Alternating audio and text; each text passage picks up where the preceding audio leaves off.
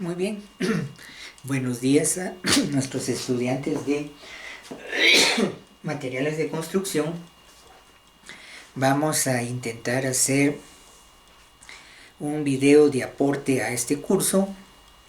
Pues todos sabemos que, en primer lugar, pues por la situación nuevamente del COVID, hay un poquito de problema todavía, por un lado.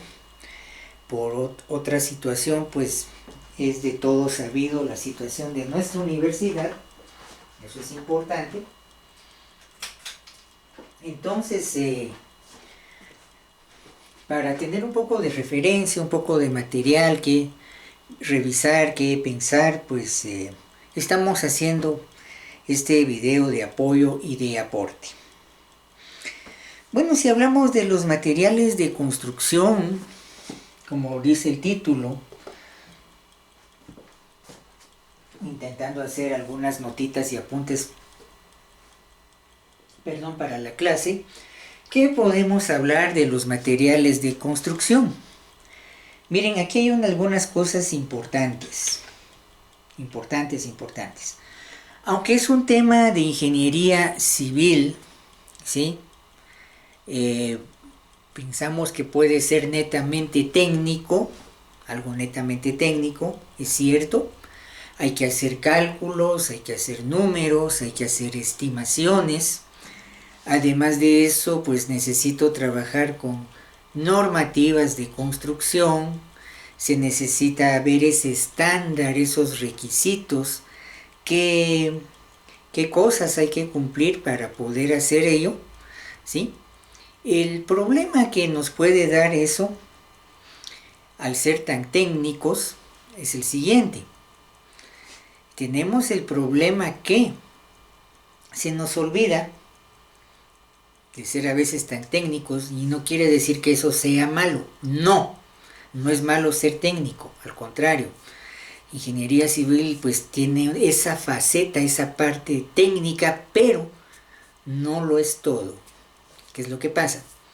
Tenemos que hablar ahí de costumbres, de contexto, de las personas y los que están allí, ¿sí? Entonces ese detalle es importante. Le voy a dar unos minutos para que medite, piense cómo es el lugar donde usted generalmente está. Demos unos minutitos para que usted piense en sus costumbres, qué materiales son los que generalmente se usan, cómo se construye, cómo se manejan esos materiales. Demos un instante para que usted piense durante un momento.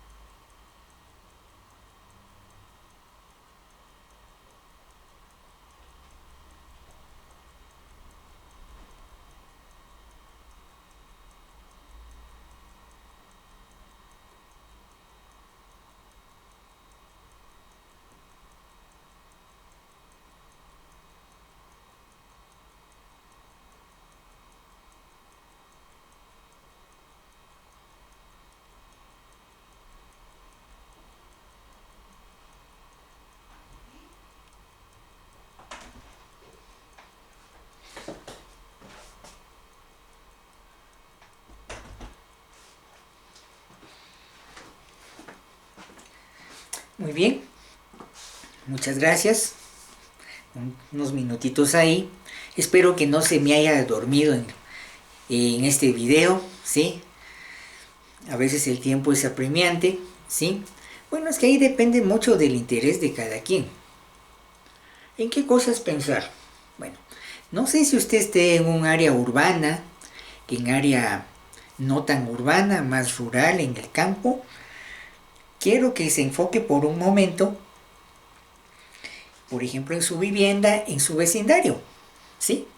Revisemos un momentito qué es lo que usted visualiza ahí. Si quiere, tome un papel, tome un lápiz y haga algunas características de materiales, características de cómo son las casas, vea qué tipo de materiales usan ahí. Hagamos ese pequeño ejercicio. Otra vez, por favor.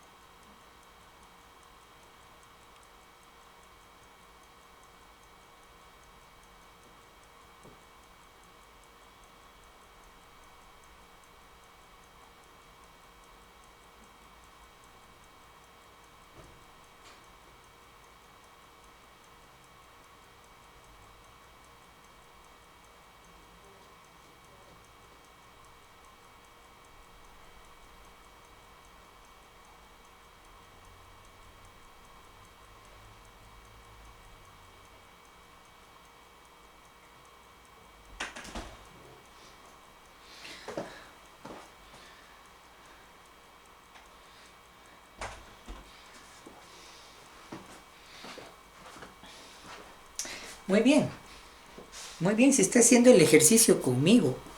Bueno, pienso posiblemente tenemos generalmente block, techo de losa, posiblemente es una casita de adobe, tal vez un poco menos en áreas sobre todo de costa, puede que tengamos derivados de madera, ¿sí? Puede que sea piedra, pero un punto importante en los materiales de construcción, ¿sí? Por cuestiones prácticas, los materiales de construcción, cuestiones prácticas, y aquí entra la economía, la prioridad es a lo siguiente. Vamos a buscar aquí un marcador. Prioridad, material local. Básicamente en lo práctico, por problema de transporte,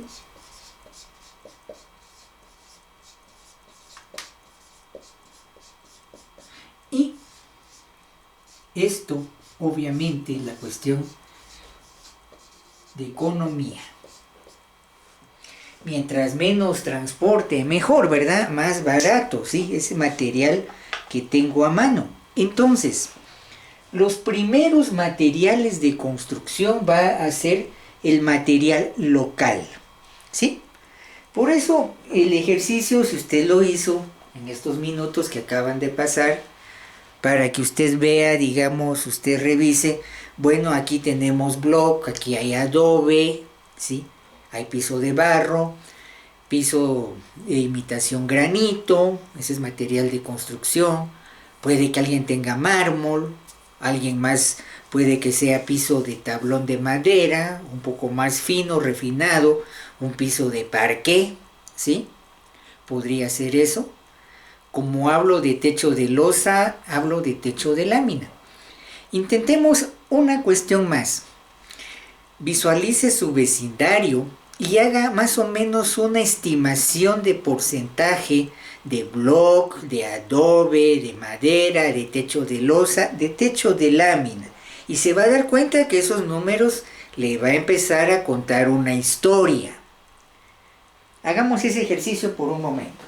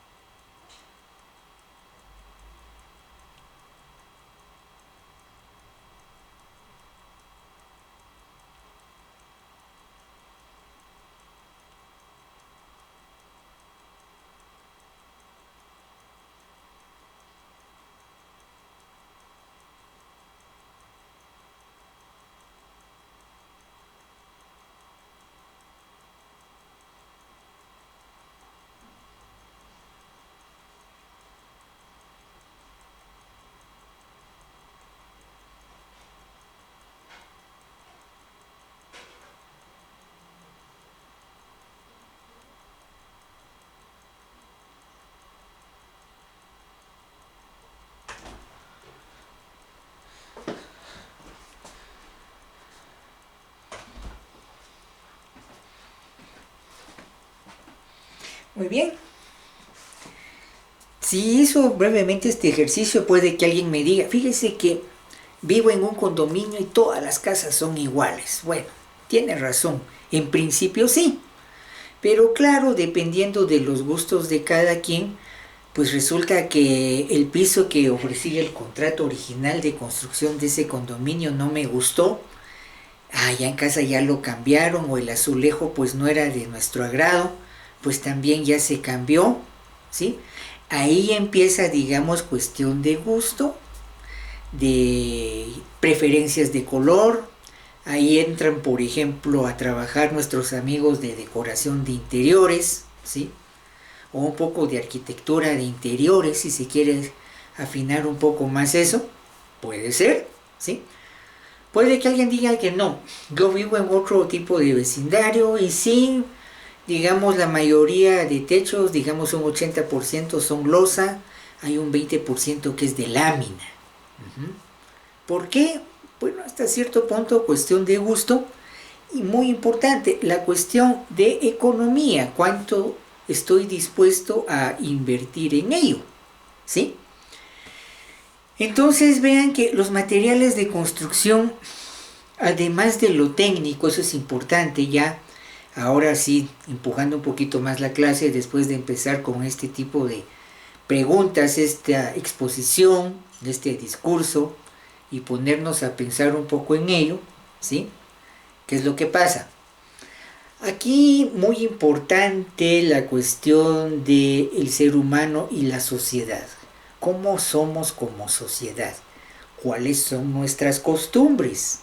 De algún modo, ¿cuál es nuestra historia? ¿De dónde venimos? ¿Quiénes somos? ¿Cuál es la identidad que nosotros nos damos o cómo nos etiquetamos, aunque se oiga feo esa última palabra? ¿Por qué es importante esto?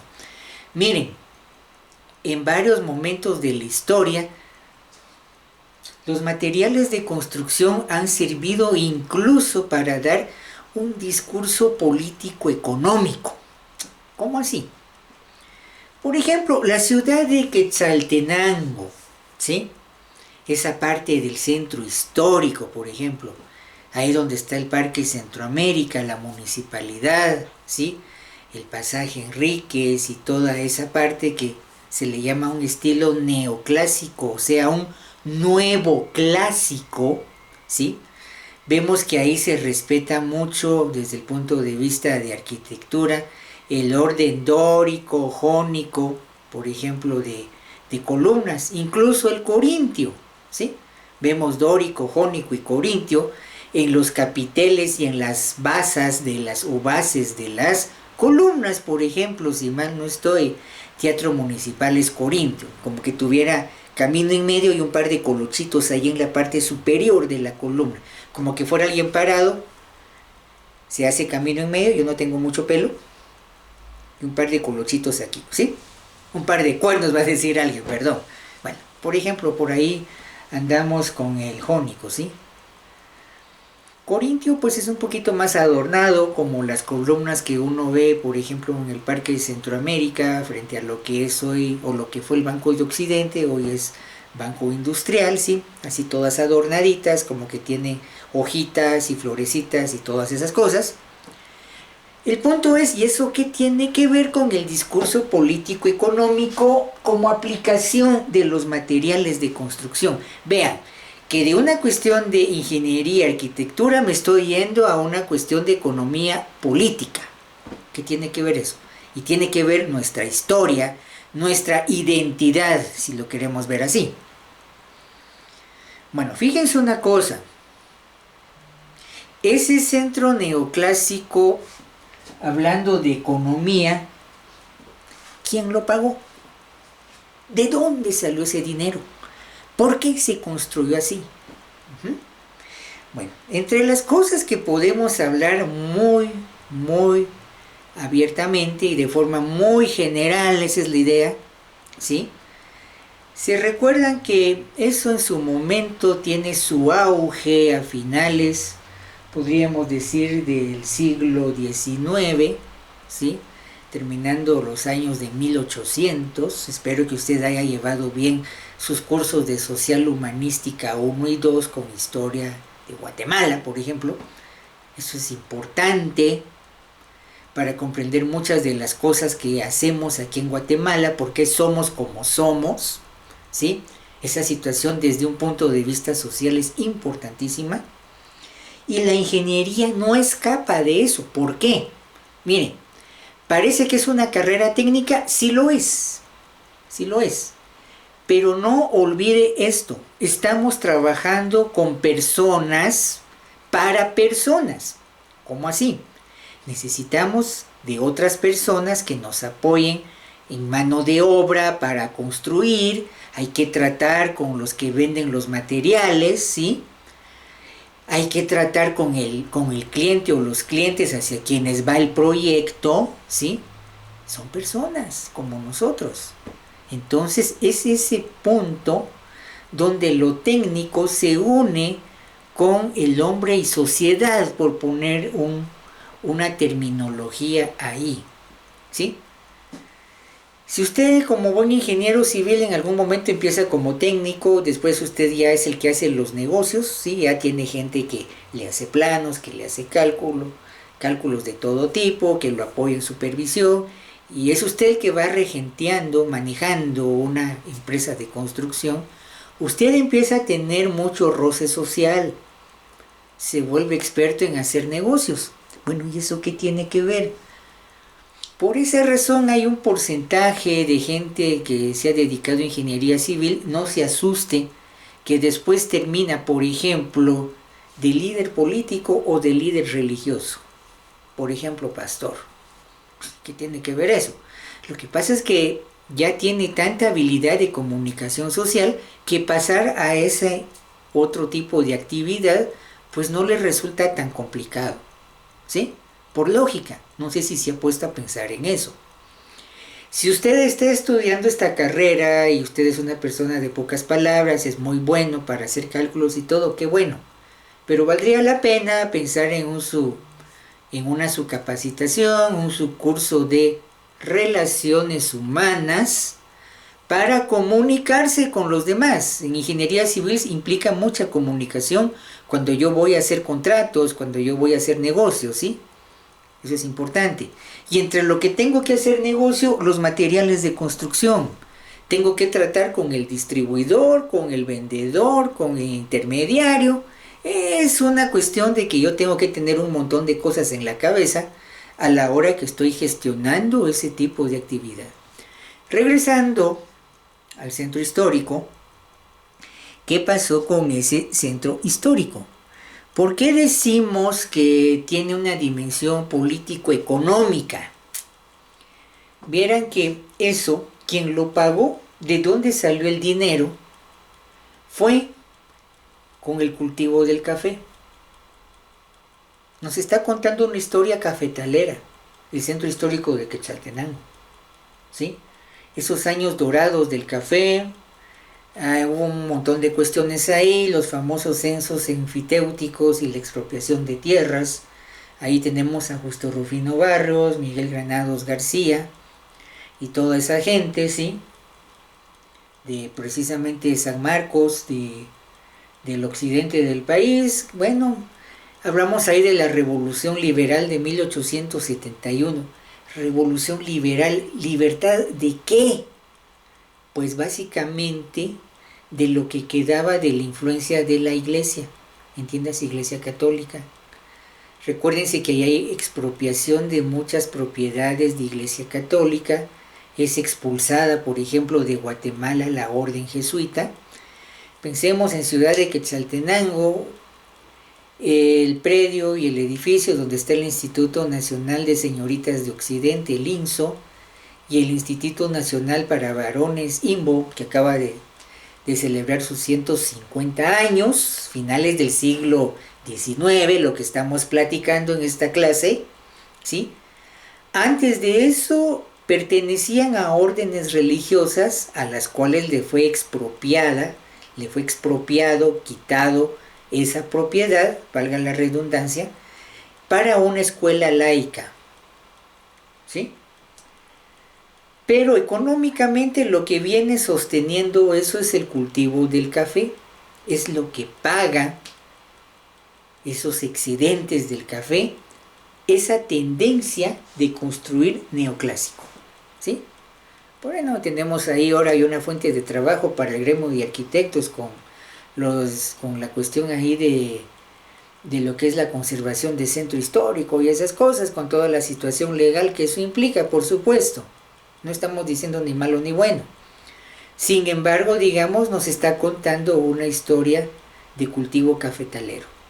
Es ahí donde el material de construcción incluso se presta para dar un discurso político-económico. Si se dan cuenta, ese centro de Quetzaltenango, no porque le echemos salsa a los tacos por estar aquí en esta ciudad, ¿sí? Casi es único en Guatemala, ¿sí? Casi es único en Guatemala. Por esa razón, está contando ese momento de historia. Otra ciudad, por ejemplo, clásica, Antigua Guatemala, una ciudad un poco mucho más vieja que el centro histórico de Quetzaltenango, ahí no es tanto neoclásico, ahí es un tanto más barroco, ¿sí? Si alguien conoce arquitectura y estoy equivocado, pues me corregirá. ¿Quién pagó ese barroco, esa tendencia barroca de la construcción de Antigua Guatemala? ¿De dónde salió ese dinero? Si Quetzaltenango fue cafetalera, lo que fue el café en algún momento el producto estrella, fíjense que Antigua Guatemala fue también otro cultivo. Y de ese cultivo puede que usted en este momento tenga una prenda de vestir que lleve ese vestigio de lo que pagó el estilo arquitectónico, el uso de materiales de construcción en la Antigua Guatemala. Hablemos ahí en el siglo XV, siglo XVI, siglo XVII. Fue el cultivo de una planta que es el añil, ¿sí? ¿Y qué tiene que ver el añil? Bueno, un momentito. Bueno, tiene que ver una cuestión bastante importante allí.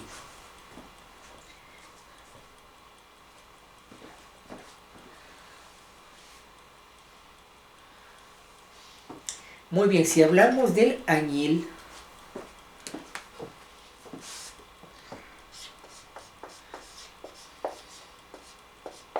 de aquí se saca un tinte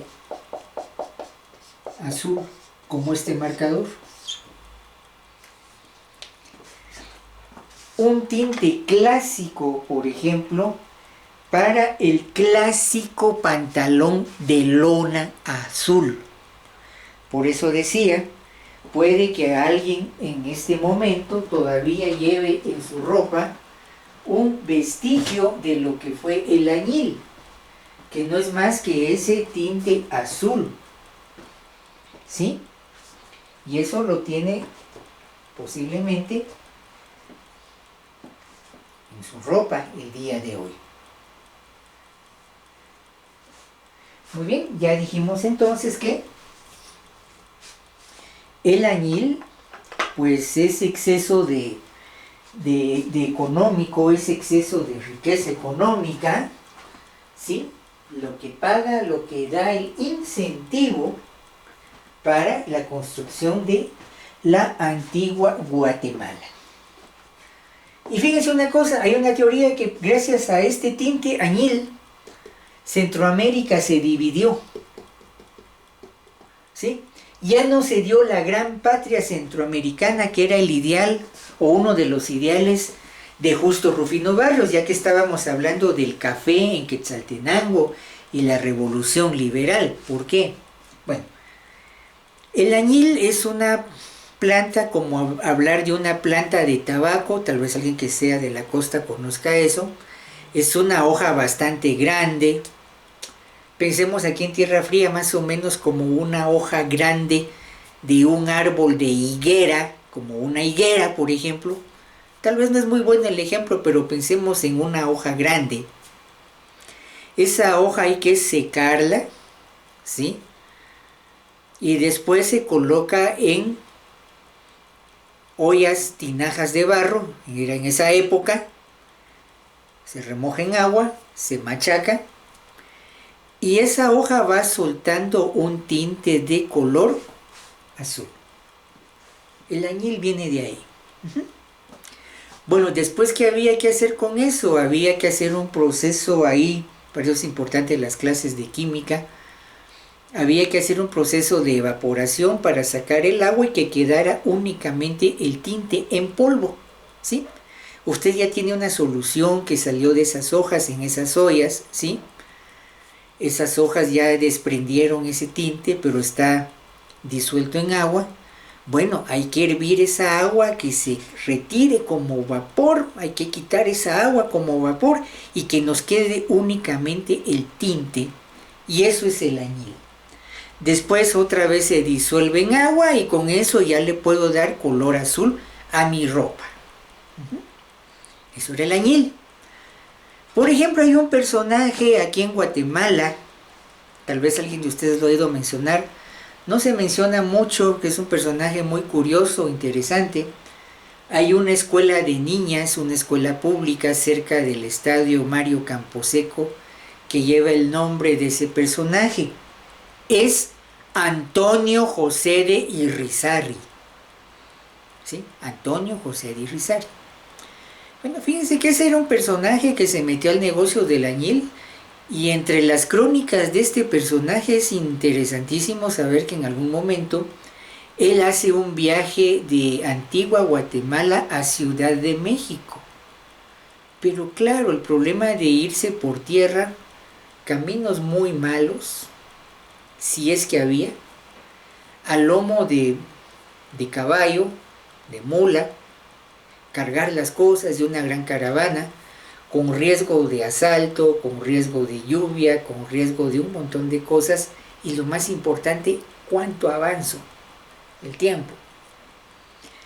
Según crónicas de dicho personaje, él hace un viaje a Ciudad de México en esos años, digamos en el siglo XVII, siglo XVIII, en barco. Era más sencillo ir en barco, ¿sí? Sí es cierto, había que ir al puerto, digamos a la parte de la costa, ¿sí? Y de ahí tomar un barco y subir lo más cercano a Ciudad de México, y de ahí pues al lomo de bestia subir a dicho poblado. Pero lo interesante es que él lo hace en un barco de su propiedad. ¿Cómo así? ¿Él tenía barcos también? Sí, y eran barcos precisamente para el transporte del añil. Imagínense cuánto dinero tenía ese personaje. Y es interesante porque aquí en Guatemala Antonio José de Irizarry no es muy conocido, él por azares de la vida, no voy a entrar en la biografía de él, termina en América del Sur y específicamente termina siendo socio económico de Bernardo de O'Higgins en lo que fue la independencia de la República de Chile. Lo conocen más en Chile que en Guatemala. Hasta cierto punto él dio garantía para el préstamo, los préstamos de la Banca de Londres para financiar el ejército de Bernardo de O'Higgins, y hablemos ahí de la independencia chilena. Después él termina en Nueva York, tiene un problema serio económico ahí, no le cumplen con parte de los acuerdos, relativamente como que se va un tanto a la quiebra y termina en Nueva York, ahí muere. Pero sale que ese cultivo genera un negocio, genera negocios de tanto éxito que paga esto. ¿Sí? Tenemos esa situación ahí. ¿Por qué decimos que el añil incluso tiene que ver con que no se diera la gran patria centroamericana? O sea, Guatemala, Salvador, Honduras, Nicaragua y Costa Rica en una sola nación. ¿Por qué se dividió en 5 naciones? Bueno, todavía no estaba el problema de Belice, por supuesto. Esa es otra historia. Pasa una cosa interesante y curiosa. Resulta que, ¿cuál era el embalaje o el empaque que se utilizaba para este polvo de añil? ¿Sí? El empaque, fíjese que puede que usted tal vez ya no vio esto, pero tal vez su papá y sus abuelos pueden dar fe de esto. Antes nosotros éramos felices jugando fútbol con las famosas pelotas de cinta. Un montón de cintas ahí, unas pelotas más o menos blancas. Algunas de ellas eran de vejiga de res. O sea, una vaca, a un toro, digamos, cuando sacrificaban una res, diríamos un cebú, le retiraban esa vejiga urinaria, la limpiaban, la secaban, y esa bolsa de tripa, por decirlo así, era el recipiente del añil. Ahí van todas las vejigas de reses con añil. Veamos que, por ejemplo, eso no es nada extraño. Digamos, los intestinos de las reses, pues en algún momento todavía se utilizaba para hacer embutidos, chorizos, longanizas, etcétera. Claro, ahora eso es sintético. Antes no. Hoy día pues habría bolsa y toda esa cuestión para enviar el añil como producto, digamos, en polvo, como un tinte natural en polvo. En esa época eran las vejigas de las reses. Ahora, ¿qué quiere decir esto? Que aquí en Guatemala se hacía subasta de ganado, subasta de reses, para tener suficiente ganado. Cuando se sacrificara, se matara a ese ganado por carne, por los huesos, por la piel o cuero, se aprovechara las vísceras, comenzando con las vejigas urinarias para empacar el polvo del añil. Pero ahí sí que haciendo buenos negocios, ¿sí? Cuando era la época de subasta de ganado y venía, por ejemplo, incluso gente de Costa Rica, en especial de Nicaragua y la parte, por ejemplo, del Cajón de Honduras, que es bastante fuerte el calor ahí, venían ya por Salvador o por el oriente de Guatemala. ¿Qué hacía la gente de Guatemala?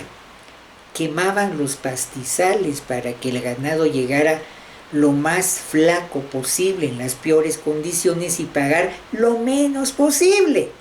Les jugaban chueco, pues, les jugaban sucio. Cuando se dio la independencia, ¿qué dijeron? En este caso, la región de Salvador, Nicaragua, Costa Rica, Honduras. Bueno, si así nos ha tratado siempre Guatemala, no queremos nada con ellos. Una de las razones por las cuales 5 países y no un solo país, que era la gran patria centroamericana que hablaba justo Rufino Barrios. Ojo con eso. Gracias a esto, a cuestión económica, política económica. Entonces, los materiales de construcción juegan con ese discurso. Pongámoslo en día de hoy. Si alguien es del norte, digamos del occidente, Huehuetenango, por ejemplo, o algunas partes de San Marcos, vean una cosa curiosa y graciosa con los materiales de construcción y cuestión de identidad. Es bastante frecuente ver que gente que se ha ido a Estados Unidos, ya sea que se fue vía legal, que se fue de mojado, incluso por temas de ilegales, por lo que usted quiera, ¿sí? Cuando ya tiene el suficiente dinero y manda a hacer su casa, muchas de esas casas son como caricaturas, emulaciones de la Casa Blanca de Estados Unidos.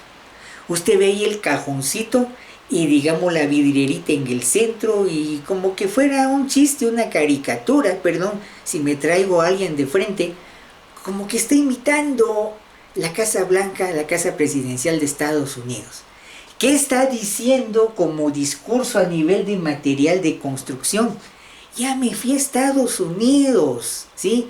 Ya viví en Estados Unidos. Eso es lo que está diciendo ese uso del material de construcción. Bueno, lástima que hasta ahorita no ha habido un empresario que haga, moldes de casas prefabricadas imitando la Casa Blanca. Claro, seguro que tendría problema por patentar eso, pero es posible que sí tuviera un buen mercado en ese tipo de medio y ambiente. Eso es materiales de construcción, ¿sí? Nunca pierda de vista cómo piensan las personas, cómo ven las personas, ¿sí? Y claro, como decíamos al inicio, por cuestiones de practicidad y economía, lo primero que se va a utilizar es el material de construcción que se tiene a mano, por transporte, por practicidad.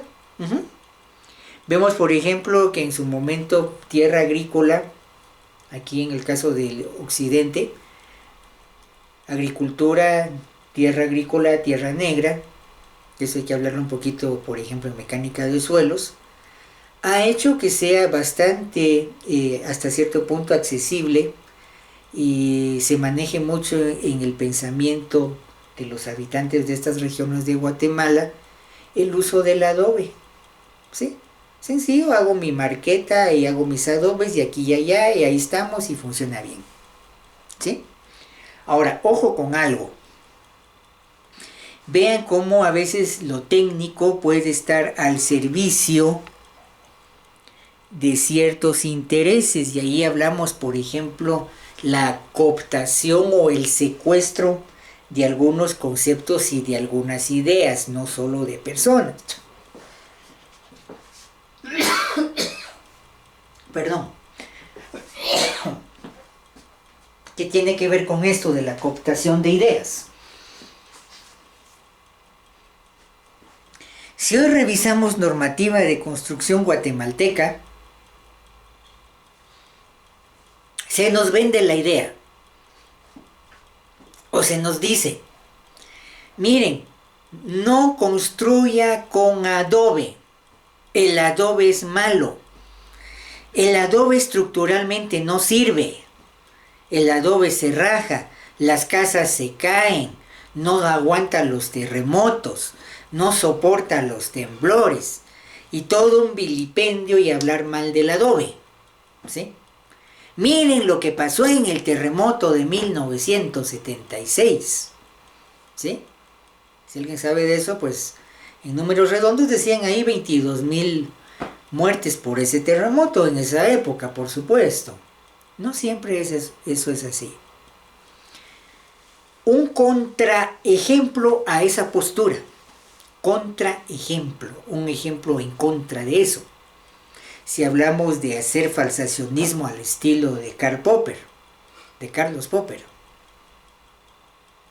Vamos a ver todas esas casas que están en el centro histórico de Quetzaltenango, en Guatemala capital, y algunas de esas casas tienen adobe, ¿sí? Y pasaron ya varios terremotos y siguen esas casas allí. Y no que el adobe es malo, pues. Oh, pues no es tan cierto. ¿Qué pasó allí? Lo que pasa es que fue un material bien entendido y bien aplicado. Materiales de construcción y su correcta aplicación. Mucho de ese adobe resulta que en realidad no era tan económico ni no era tan sencillo. Se hacía cimiento de piedra, lo más rígido posible. Claro que eso pesaba. El resto de pared se levantaba con adobe y ese adobe llevaba como especie de X o crucetas, digamos, de ladrillo, de piedra. Hacer una especie de tapial, por ejemplo. Es otra cuestión ahí de material de construcción. Y muchas de esas viviendas todavía siguen en pie después de los terremotos. O sea que no es tan malo el adobe, no. Lo que nunca nos han dicho es que ese adobe que llevó a esas víctimas mortales en el terremoto del 76 era por un adobe mal colocado. Ahora, parece curioso, eso siempre lo repito en clase, por ejemplo, ¿por qué no se dijo nada con los terremotos del 2012, 13 y 14, San Marcos, por ejemplo? ¿Cuántas viviendas nuevas, podríamos decir, recientes, hechas con bloc y donde va el cemento y toda esa situación, cuántas de esas viviendas no se rajaron y tuvieron problema estructural? Muchas. Pero ojo, ahí la industria del cemento no dijo nada. Cuidado con eso. No se crean todo lo que nos quieren vender, ¿sí? Recuérdense que, por ejemplo, es que hasta cierto punto una cuestión, si lo quiere ver de mea culpa, ¿quién está atrás, digamos, de los capítulos del Instituto Americano de Concreto, de lo cual yo soy su servidor, está metido en eso desde que empezó aquí en el CUNOC? La industria del cemento. ¿Les interesa? Por supuesto. Ustedes son el futuro mercado de ellos. Y ustedes van a ser los que van a mover ese tipo de producto. Entonces, también cuidado con eso. No siempre es la mejor opción.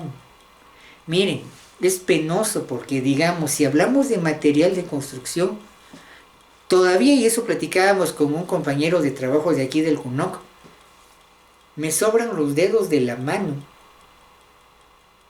para contar aquí en Guatemala cuántas empresas hacen estructura metálica certificada. Hay mucho taller de estructura metálica, sí hay un montón, el que usted quiera, pero casi ninguno trabaja con estándar y normativa. Muy pocos, me sobran los dedos de la mano, trabajan estructura metálica con normativa. Y eso pues pesa menos, no pesa tanto como la mampostería, no pesa tanto como el concreto. Podemos decir que resiste un poco mejor los problemas de sismo, de terremoto, de movimiento de tierra, por decirlo así.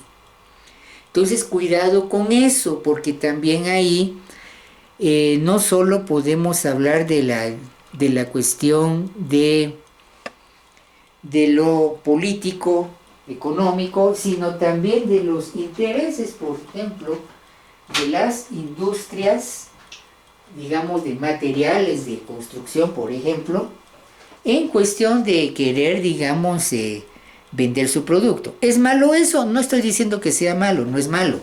Ahora, lo malo es cuando uno de ingeniero no tiene el suficiente criterio para tomar una decisión de materiales de construcción. Bueno, ahora, si regresamos a este punto de material local de transporte, economía, ¿por qué es tan importante eso? Fácil lo que voy a decir. Lo difícil y lo amplio es las implicaciones que eso tiene, ¿sí? Hacer ingeniería implica, en términos generales, buscar la mejor opción técnica al menor costo. Ahora, no por eso yo voy a sacrificar calidad. Miren, ahí uno como ingeniero, recuerden esta figura que uno está crucificado. ¿Por qué? Los estándares de seguridad lo jalan para acá, mientras más seguro mejor. Pero el precio lo jala usted para el otro lado. Uno tiene que equilibrar de la mejor forma, de la manera más económica posible, los estándares de seguridad si uno quiere competir por precio. Y aquí digamos la apreciación final en este primer acercamiento que intento hacer en este momento. ¿Qué es lo que quiero decir con esto? Miren, si en el mercado, entiendes el mercado, no, bueno, cuando le hablan en el mercado uno piensa mercado la terminal, mercado la democracia, mercado de tal, mercado aquí, mercado allá. Vamos al mercado. Pero más que ese lugar físico es el punto, la locación donde se hace transacción económica, donde yo voy a comprar. Sí, se trata, si se hace regateo, ¿sí?, por compra de fruta y verdura y granos de la estación, ¿sí? Por ejemplo, voy a comprar unas mis sandías, o voy a comprar unas piñas, por ejemplo. De algún modo, pues estas piñas están bonitas, veamos cuánto quieren por ella. La cultura del regateo es tratar de bajar el precio, ¿sí? Ahí entra un concepto muy importante de economía, que es la elasticidad del precio. ¿Qué es la elasticidad del precio? Uno de comprador, mientras más bajo, mejor. El vendedor, mientras más alto el precio, mejor. ¿Sí? Elasticidad es eso. ¿Qué tanto se puede estirar el precio para llegar a un acuerdo entre vendedor y comprador y se dé la transacción, se dé la compraventa? ¿Sí? Esa es la elasticidad del precio. Si se da una elasticidad de precio así interesante en la compra de fruta y verdura de ocasión, por ejemplo, en cualquier mercado, ¿cuánto más por proyectos de construcción? ¿Sí? Entonces, claro, ahí uno de ingeniero la tiene difícil, porque uno tiene que tener ya cierta noción de economía. Siempre que usted haga una transacción tendrá que tener cierto porcentaje para negociar. Ahora, ¿y cuánto es ese porcentaje? No hay regla. Eso depende de cada mercado. Hay gente que con un 5 o 10% pues se da esa elasticidad de precios sin mucho problema. Pero por ejemplo, lugares, se me ocurre como San Pedro Zacatepeque, San Marcos, se me ocurre, no estoy diciendo que sea así, ojo, perdón si alguien se siente aludido, solo por hacer ejemplo con esta clase, o San Cristóbal, Totonicapán, San Francisco el Alto, ¿sí? Lugares donde históricamente ha habido mucho comercio, digamos tierra de emprendedores y de comerciantes, pues esa gente sabe de comercio, pues. Claro, usted va a tener que tener un mayor porcentaje para ir a comerciar con ellos. Algunos de ellos son muy duros, en el sentido que cuesta llegar a un acuerdo con ellos. Entonces, dependiendo del tipo de mercado, y eso se lo va dando la experiencia, así usted puede empezar a evaluar el mercado de la construcción. ¿Sí? Entonces sale porque, digamos, es cierto, vamos a tener que hablar en un curso como este, digamos, de técnicas, de números, normativa, etcétera, pero no olvidemos esto. Muy bien, yo le agradezco su atención, muchas gracias por el espacio a su servidor. Espero que nos veamos en una próxima ocasión. Por el momento, muchas gracias y con permiso.